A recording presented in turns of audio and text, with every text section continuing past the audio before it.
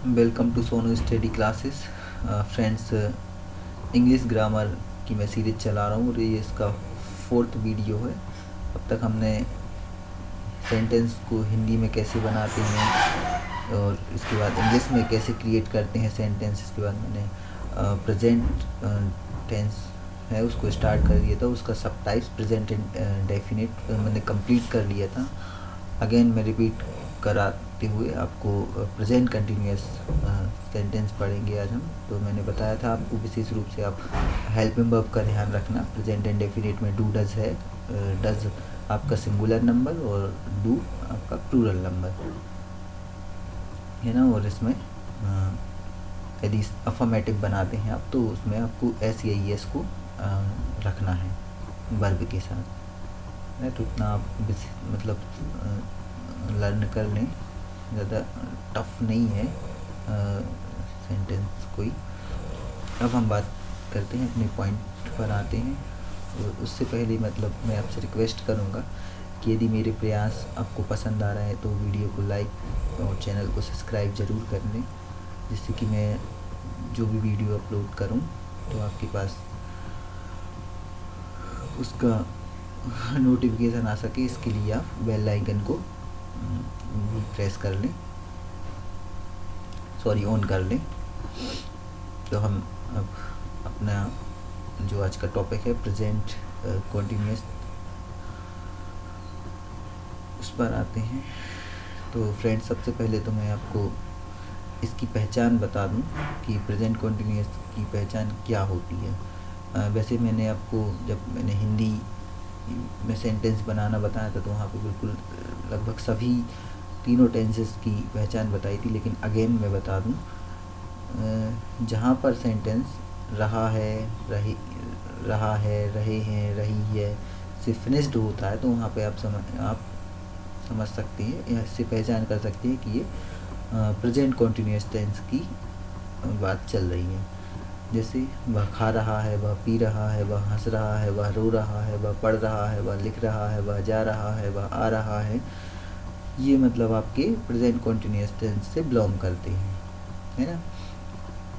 अच्छा, इसमें भी आपका मतलब इसकी यदि हम जब हेल्पिंग वर्ब की बात करें तो हेल्पिंग वर्ब इसकी इज़ एम आर है। इज़ मतलब सिंगुलर नंबर, आर आपका प्लूरल नंबर और एम आपके आई के साथ यूज़ होता है ना। तो ये आपकी हेल्पिंग वर्ब है, इज़ एम आर। और इसमें इसका स्ट्रक्चर भी हम देख लेंगे इससे पहले, लेकिन हम बता दें कि इसमें वर्ब की 4th फॉर्म लगेगी, मतलब क्रिया की 4th फॉर्म लगती है। क्रिया की भी मतलब 4 फॉर्म होती हैं, फर्स्ट फॉर्म, सेकेंड फॉर्म और थर्ड फॉर्म, 4th फॉर्म।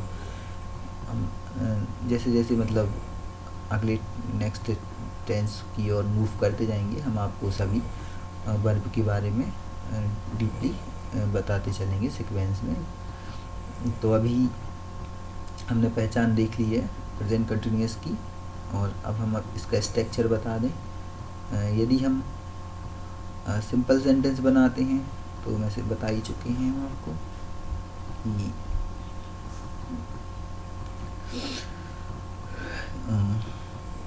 मतलब सब्जेक्ट, वर्ब और ऑब्जेक्ट, और हम इंटीग्रेटिव, नेगेटिव या वैसे सेंटेंस बनाते हैं तो आपकी सबसे पहले सब्जेक्ट, फिर हेल्पिंग वर्ब, फिर वर्ब, फिर ऑब्जेक्ट। कुछ सेंटेंस ऐसे होते हैं मतलब सिंपली बन जाते हैं, हेल्पिंग वर्ब नहीं भी लगा तब भी चल जाता है, और ऐसा और नॉर्मल में हेल्पिंग वर्ब नहीं भी लगाते हैं तब भी चल जाता है, और लगाते हैं तब भी चलेगा ही फिर तो। जैसे मतलब वह खेल रहा है ना, ही इज़ प्लेइंग, और ही प्लेइंग भी बोल सकते हैं हम। जैसे वह ग्राउंड में खेल रही है ना, तो he she is playing in the ground, है ना। तो स्ट्रक्चर मैं आपको बता दूं,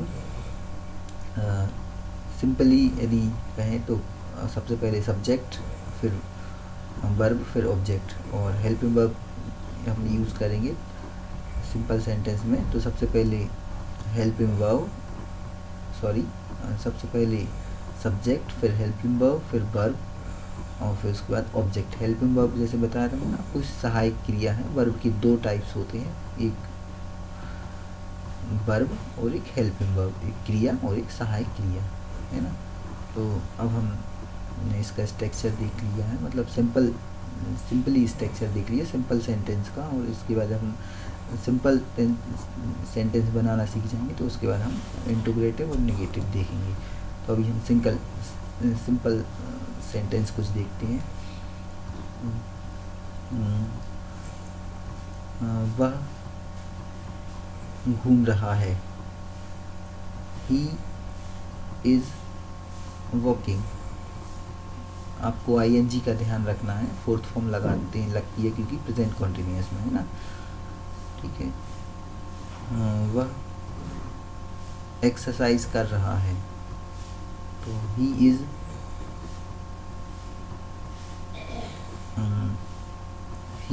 एक्सरसाइजिंग।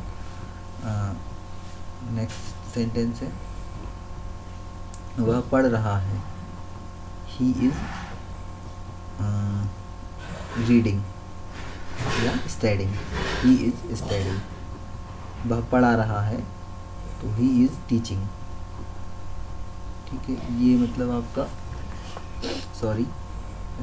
मैंने सिंगुलर है, ही शी इट डेट पहले ही बताया था, और अगेन बता दूं, he she it that singular number और I we you they plural number. तो जब अब हम दूसरे सेंटेंस बनाते हैं। वे जा रहे हैं, दे आर गोइंग, ठीक है। नेक्स्ट सेंटेंस है, हम मूवी देख रहे हैं, we are watching a movie, ठीक है। नेक्स्ट सेंटेंस है, आन्या गाना सुन रही है, आन्या इज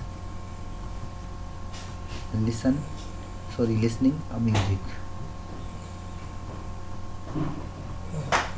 इसके बाद आपका मे भी आपको समझ में आ गया होगा कि हम कैसे मतलब आर और इस का यूज़ करेंगे। इसका हम सिंगुलर नंबर के साथ और आर का हम प्लूरल नंबर के साथ। अब हम